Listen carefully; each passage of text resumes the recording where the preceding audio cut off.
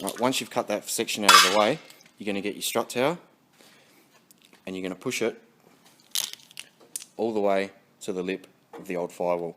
And then mark a white line, or whatever colour stands out the most.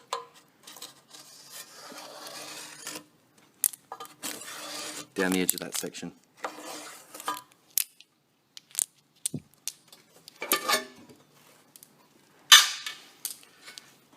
Then you're going to cut that part away.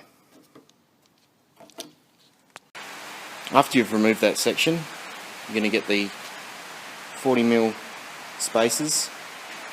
You find them in the kit. And then you're going to put your tops on. You're going to run bolts through the top and use the strut base. Look for one without an adjustment in the middle so you know it's right. This is a Cusco one, it works quite well because it's got angles here. Once you've got that bolted in place, that side and this side,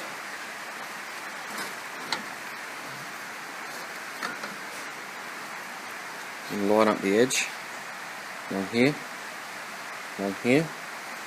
with your towel. Once you've got that lined up, you can then trace out this section here on the top of the leg and remove it, and you'll do the same down here. With the bit left over on this edge here, you're going to hammer that around onto your new tower, and then you'll weld that onto the new tower. Make sure that it fits quite well along here.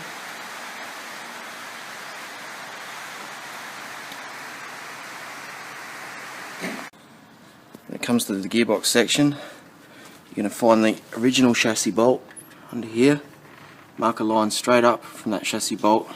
You're going to measure 100mm that way, 100mm that way, 70mm up, join the two together, 40mm in, 40mm in, straight across, and remove that section.